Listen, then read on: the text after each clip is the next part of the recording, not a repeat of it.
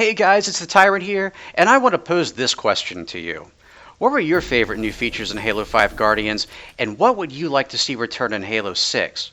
For me personally, I really enjoyed the way 343 retweaked the Prometheans from Halo 4 and made them a much more interesting in-game enemy. I also thought the ability to utilize Iron Sight for most weapons came in handy quite a bit, as well as having infinite sprint available, and of course botching the armor abilities from previous games in favor of a much more useful thruster pack that could boost you while running, help you plow through walls, and even allow you to ground pound enemies into dust. But even though I love all of those features and would definitely like to see them return for Halo 6, none of them were my favorite. The feature that stood out for me the most personally was the new squad-based system.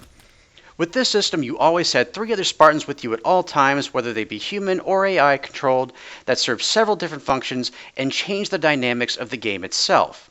Having more players with you allowed more large-scale battles to be more feasible to conquer, as well as making the player feel like they were a part of something much bigger. This seems to be a growing trend with modern gaming. The original Halo was the first game I can remember where throughout much of it, you had friendly AI not just fighting alongside you, but also talking to you and cracking jokes with you. It really made you feel like you were part of something much bigger, just a much larger faction in general, and I loved it. And while AI certainly have evolved quite a bit in Halo games alone, I love seeing the more complex direction it's going. With the squad system AI, your allies are no longer simple cannon fodder.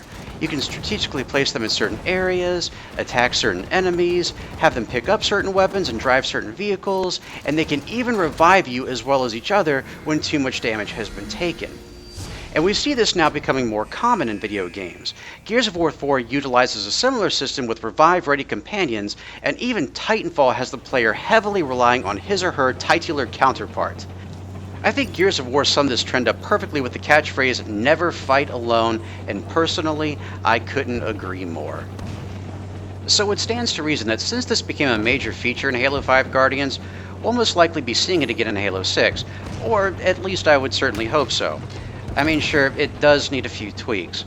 We never received a proper tutorial introducing us to this new feature in Halo 5, and as a result, there are still a few things I don't understand even today. For example, Spartans won't always go where I tell them to go. They won't always pick up a weapon I tell them to pick up. And sometimes, even when they do pick up the right weapon, they only use it for a short time before reverting back to the weapon of their choice. It would have also been nice to be able to select certain Spartans and send them to certain areas separately from the others, as well as have an all callback feature. Now, I do realize that taking this too far would make this game feel less like Halo and more like Rainbow Six or Ghost Recon, and 343 doesn't need to go that far. But they do just need to simply take this awesome feature and make the best they can out of it for optimal utilization in the next Halo title and beyond. But another most likely safe assumption we can make from Halo 6 is that we won't have a storyline that is split between 2 characters. I've heard Halo 5 Guardians references 343's Halo 2 on multiple occasions, and this really does seem to be like an accurate comparison, mistakes and all. So if Bungie's original trilogy is any indication as to what will happen in the next Halo game, Master Chief and Spartan Locke storylines will merge into one. This would mean that instead of having a total of 8 Spartans or main combat characters, we would have to narrow it down to just 4. So who would they be? Well, I think we can at least safely assume who it will not be. While Blue Team might be a significant part of Master Chief's history, unless you read the Eric Nyland books, odds are you had no idea who these people were in Halo 5 Guardians. They've never been in any other Halo game. The only other way that you would have known anything about them or been familiar with them at all was to watch Halo: The Fall of Reach on Netflix, which left out a ton of stuff from the actual book, including the most important event, the actual Fall of Reach. Now that doesn't mean that we wouldn't see them in the game at all. I can most definitely see them pitching in when it comes to larger battles, maybe even leading squads of Marines, but not as main characters. And in terms of Fireteam Osiris, our 2 female protagonists basically serve as just a way to balance out the team out to a squad of 4. Basically, we know next to nothing about them aside from the small bits of exposition we get from Cortana during the game's final mission. There's no reason for either one of them to serve as a major combat character in the next game. Okay, so who are we left with? Well, I think it goes without saying that if the Master Chief isn't the main guy who we're playing in the entire game, we riot. That should be a given at this point. especially if 343 is even remotely following Bungie's pattern in terms of the original trilogy. And since we spent so much time in the shoes of Spartan Locke in Halo 5, it stands to reason that he too should be included in the squad. And our last certainty should be Spartan Edward Buck. Why?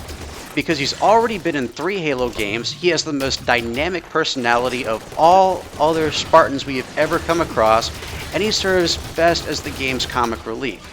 We need him, and we need Nathan Fillion. Am I right? But that still leaves us with one open spot, so who could it be? Well, it should go without saying that my top choice would be none other than the Arbiter. I mean, think about it. He's already a major character in the series, he's a character we've played before, and he's already fought alongside the Master Chief. We even see them meeting up at the conclusion of Halo 5. I also see it to be a major possibility that the Banished Covenant faction we see featured in Halo Wars 2 may very well play a role in aiding Cortana, or at least serve as a pawn in her galactic-sized wargame. And who better to deal with them than the Arbiter?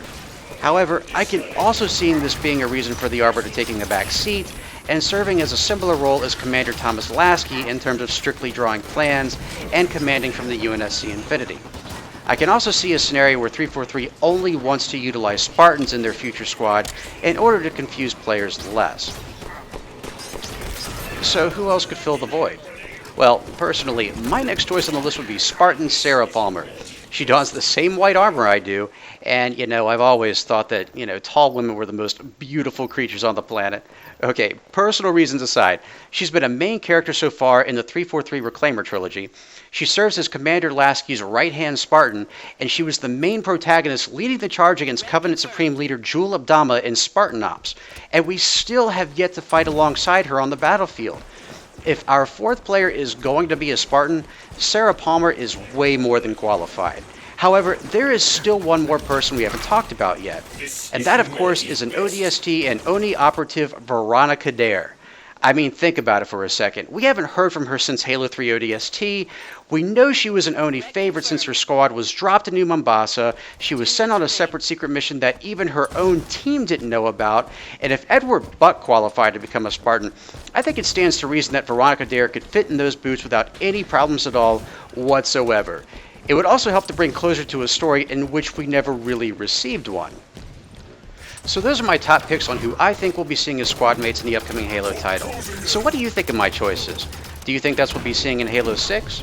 Who would you want on your team of 4 when going up against the greatest threat the galaxy has ever seen? Please let me know in the comments below or on Twitter and Facebook.